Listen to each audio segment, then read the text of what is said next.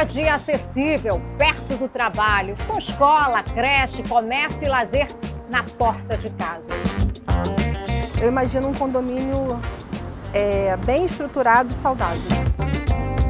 O que parece um sonho para muita gente acabou virando realidade quando surgiram os primeiros conjuntos habitacionais no Rio de Janeiro a partir da década de 40, quando ainda era a capital da República. Seria uma modernização do Rio, uma nova característica. Destinados inicialmente a funcionários públicos e à população de baixa renda, as moradias seguiam o estilo europeu e viraram um modelo para o país. Conjunto habitacional não só como uma moradia, mas como uma forma de habitar a cidade. No Câmara Rio, reportagem especial de hoje, você vai conhecer construções históricas consideradas ícones da arquitetura modernista brasileira e um pouco do dia a dia dos moradores.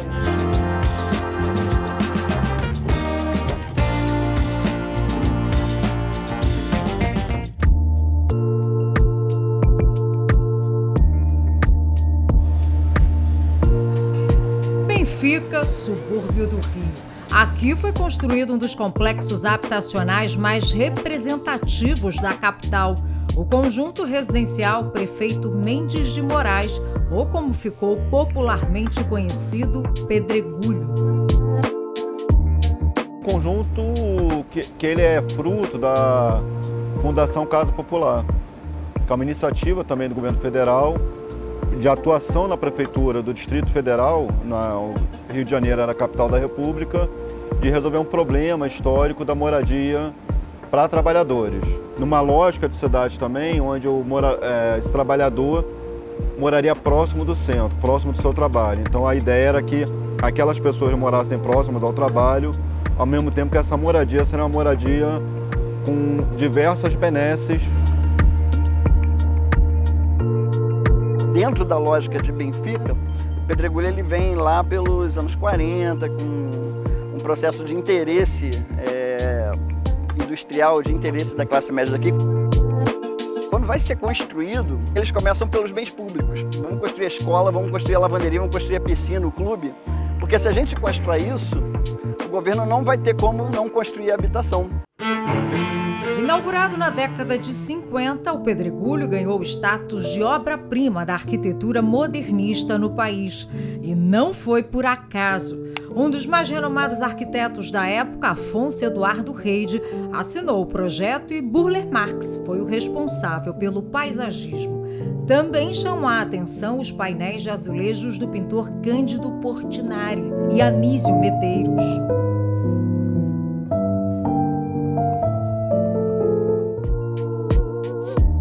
O Pedregulho, como ele é conhecido, ele é um projeto muito inovador porque ele não tem a ideia de fazer uma moradia simples e barata, né?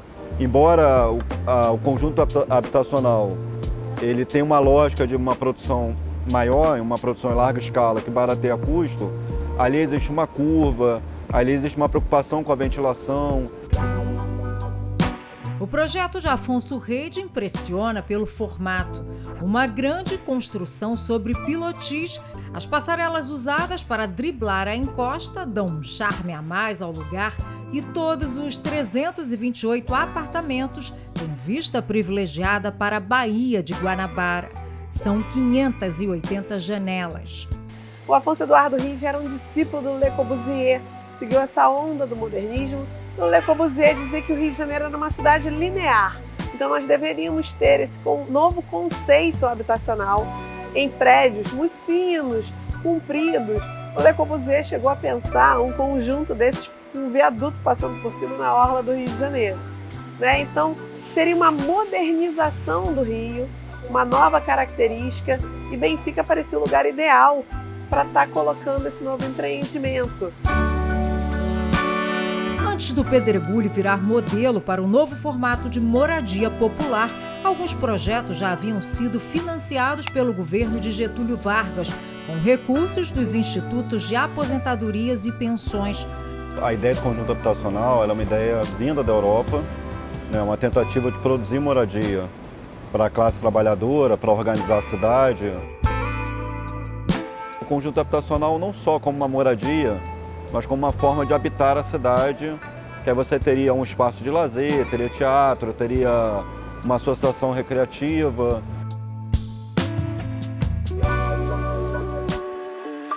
Mas foi o Pedregulho que agregou pela primeira vez à moradia popular esse conjunto de benefícios.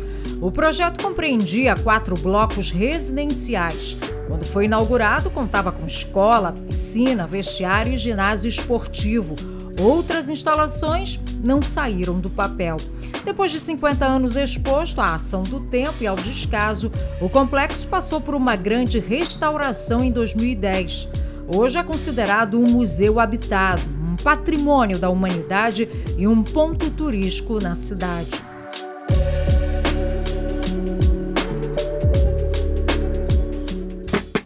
Geraldo Batista é um dos moradores mais antigos do Pedregulho. Veio com a família quando ainda era um bebê e aqui construiu memórias de uma vida. Quem era funcionário do Estado vinha para cá morar aqui. Tipo, pegava a chave na Coab, na SEAB e passava a morar. Nós fomos ficando, fomos trocando de apartamento, que primeiro nós moramos no kitnet, aí agora depois subimos para o quarto andar, que é duplex. É um lugar muito tranquilo de se morar, muita segurança.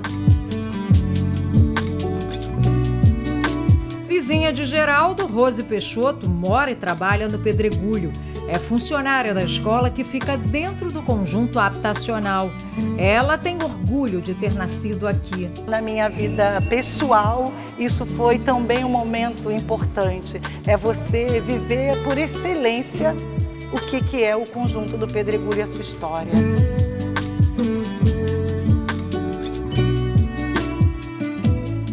Quatorze quilômetros separam o Pedregulho, em Benfica, do conjunto residencial Marquês de São Vicente, conhecido como Minhocão, na Gávea.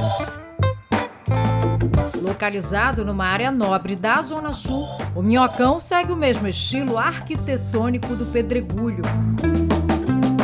Inaugurado na década de 50, o Minhocão da Gávea ocupou essa encosta, onde existe o túnel Lagoa Barra. O projeto, também assinado pelo arquiteto Afonso Reide, era grandioso.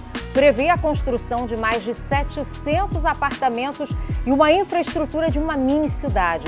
Mas apenas um bloco saiu do papel e, mesmo assim, incompleto. São 308 apartamentos distribuídos em 8 andares. E dos benefícios previstos, apenas as lavanderias e o posto de saúde foram construídos com o prédio principal. Na década de 40, o local era conhecido como Parque Proletário da Gávea. Cerca de 5.000 pessoas viviam em barracos sem nenhuma estrutura sanitária. O projeto do conjunto habitacional Marquês de São Vicente surge para beneficiar essa comunidade e também atender funcionários da Prefeitura do Rio que ocupavam a região de favelas da Lagoa e da Rocinha.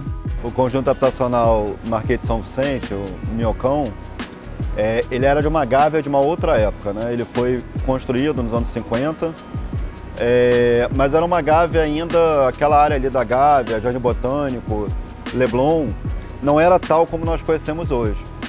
Ainda era uma área muito operária, era uma área repleta de favelas, existia uma presença negra naquele espaço, naquele território muito grande, e existia também assim fábricas e operários.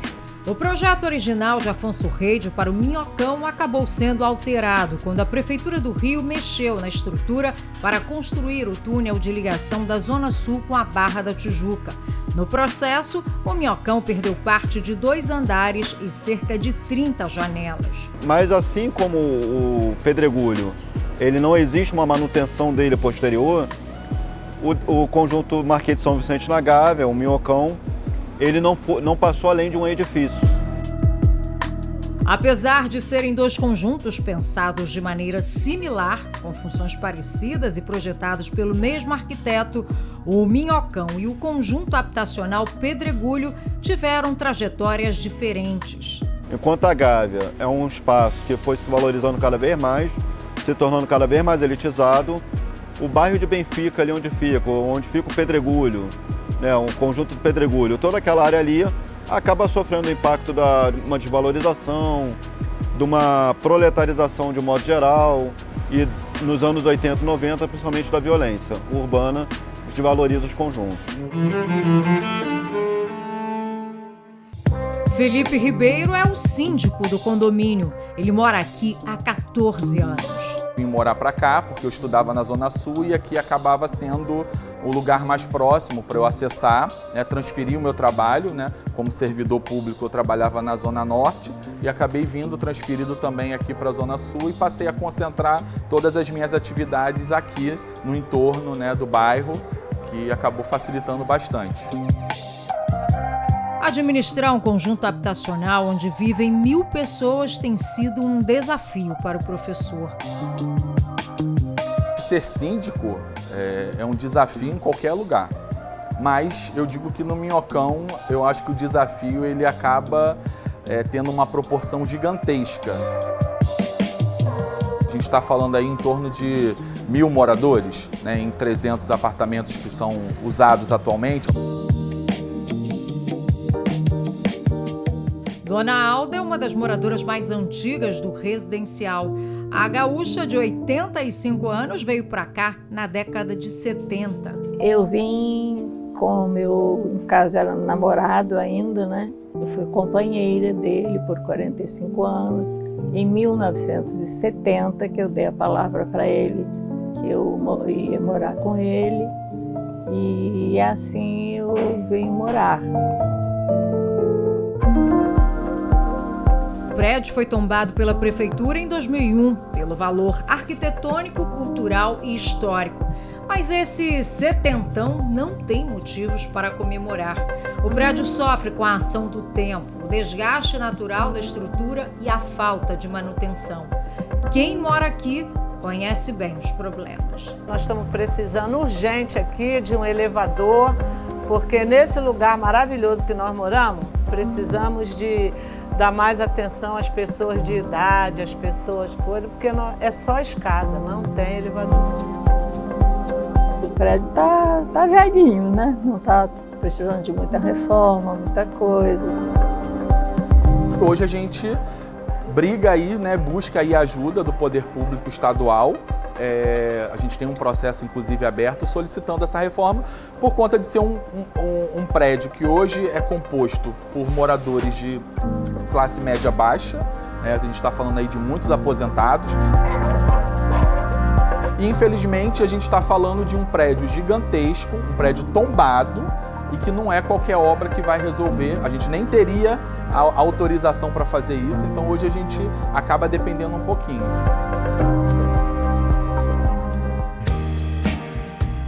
Mesmo com tantos problemas, o conjunto do Minhocão, na Gávea, continua atraindo muita gente. Sempre gostei daqui, sempre. Eu morei antes no Vidigal. Então, depois, quando tive filho, casei, vim morar aqui, entendeu? E aí, para mim foi perfeito para criar meu filho aqui, foi ótimo. A localização privilegiada torna o condomínio ainda mais atraente. A localização é perfeita, é perto de praia, perto de tudo, né? A gente está a um passo do Leblon e outro da Gávea ali, né? Eu acho que abrir a janela, você ter a oportunidade de andar numa área comum e dar de frente para o Cristo, dar de frente para uma área verde. Então acho que esse é o charme de morar aqui. Nós vamos para um rápido intervalo e no próximo bloco você vai conhecer mais um ícone da arquitetura carioca. O conjunto habitacional que marcou os 400 anos da cidade do Rio de Janeiro. Não saia daí.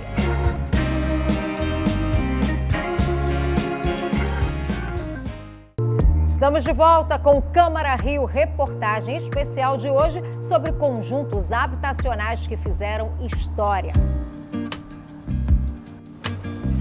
Um prédio com uma ligação importante com o Rio de Janeiro. Inaugurado em 1965, quando a cidade comemorava 4 séculos de existência, o nome foi uma homenagem. 4º Centenário. O 4º Centenário, eu diria que ele já estaria se preparando para acumular sonhos, realidade e o prazer de morar bem. Localizado em Del Castilho, na zona norte do Rio, o conjunto habitacional fica a cerca de 6 quilômetros do residencial do Pedregulho, em Benfica, e distante 20 quilômetros do Minhocão, na Gávea. Irmão caçula desses projetos arquitetônicos modernos, o Quarto Centenário surge com uma proposta diferente. Ele é fruto da política do governo da Guanabara, junto com o Banco Nacional de Habitação, né, em meio dos anos 60, por isso que ele se chama Quarto Centenário. E ele foi destinado para uma classe média sem direcionamento de trabalhador, de qual categoria receberia o imóvel. Logo na entrada, o símbolo dos 400 anos do Rio chama a atenção. Uma forma geométrica baseada numa cruz maltina, que faz referência à fundação da cidade. Hoje, poucos endereços, como o conjunto habitacional de Del Castilho, conservam esse símbolo tão marcante na história dos cariocas. Numa área de 29 mil metros quadrados, foram projetados 516 apartamentos, onde vivem hoje cerca de 2.500 pessoas. O centenário também agregou benefícios como uma escola, um centro de saúde e área de lazer. Isso aqui é a autorização número 1 do BNH. É importante falar isso porque nós somos remanescentes de um projeto vencedor. Essas árvores que vocês estão vendo aqui não tinham. Essas árvores, nós e os notáveis desse condomínio plantamos. Entende? Hoje você vê, nós temos uma floresta aqui dentro. Sebastião Neto foi um dos primeiros moradores. Esses 50 e poucos anos morando aqui, eu registro que foi só de alegria. Criei minha família aqui, tenho 2 filhos, uma esposa maravilhosa, que também ama este condomínio. O conjunto residencial que ele conheceu na década de 60 já passou por algumas mudanças. Era um muro mais ou menos 30, 40 centímetros de altura, com um travessão em cima. E na parte do B, ali, depois destes blocos aqui, nós tínhamos entradas nas laterais. Mais tarde foi construído um muro com 2,20 metros em toda a extensão do condomínio. Vizinha de seu Sebastião, Ana Paula sempre morou no condomínio. Ano passado assumiu a função de síndica. Desde a inauguração do Quarto Centenário, o condomínio ele foi constituído através de uma convenção, que a gente precisa respeitar a convenção para que todos consigam viver num ambiente saudável e seguro. Então isso nos faz crescer como condomínio e respeitar as regras de direitos e deveres. Aqui tem o coração da Zona Norte. O condomínio Quarto Centenário tem muitas brincadeiras, as crianças ainda brincam dentro do condomínio. Você tem os idosos que conseguem passear aqui dentro. Você tem os vizinhos se ajudando. Você tem muito amor envolvido. O amor pelo lugar passa de geração para geração. Meus pais ainda moram aqui. Quando eu casei, eu resolvi ficar no condomínio, porque era um apartamento que era do meu avô. E eu resolvi criar minha filha aqui, porque eu considero o Quarto Centenário um bom ambiente para você criar sua criança. Eu cresci aqui no condomínio, né? Eu tenho 41 anos e eu tenho boas memórias.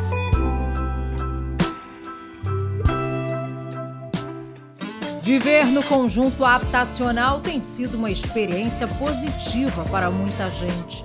Sou morador do Quarto Centenário já há 1 ano e meio e gosto muito de morar aqui porque eu acho aqui uma joia no bairro de Del Castilho.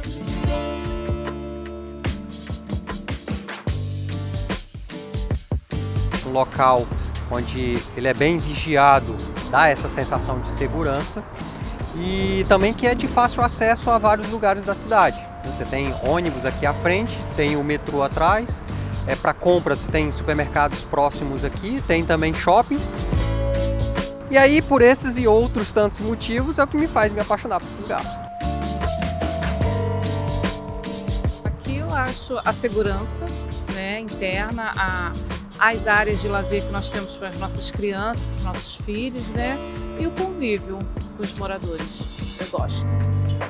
Apesar de tantos elogios, o Centenário enfrenta problemas comuns a outros conjuntos habitacionais do Rio. Esses conjuntos eles eram pensados dentro de uma política de cidade, uma política urbana, um planejamento urbano de que você não pode condensar muitas moradias na mesma área e que a pessoa deve morar perto do trabalho, né? Então esses conjuntos foram pensados dentro dessa lógica. Isso nós perdemos. Infelizmente, a partir dos anos 60, quando você pensa a lógica de produção da habitação com um planejamento urbano, geralmente é dentro de uma lógica de segregação espacial. Esses conjuntos têm que ser pensados numa lógica mais coletiva e mais democrática.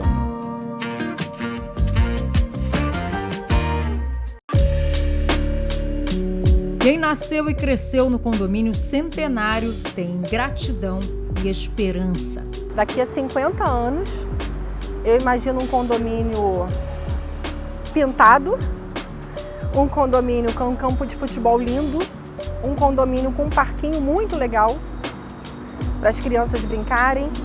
Eu imagino um condomínio bem estruturado e saudável. Eu, com 80 anos, não me arrependo de ter vindo para o Quarto Centenário. Poderia morar em outro lugar? Poderia.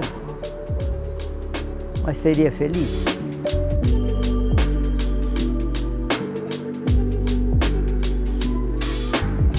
Depois de conhecer a história e os detalhes dos conjuntos habitacionais, fica uma certeza. Esses complexos residenciais atravessaram o tempo como marcos arquitetônicos e representam histórias de comunidades que não perdem a esperança de uma vida melhor em uma cidade em constante transformação. O Câmara Rio Reportagem Especial fica por aqui. E você pode rever este programa e acessar toda a programação da Rio TV Câmara nas nossas redes sociais em @câmara.rio. Até o próximo. Tchau, tchau.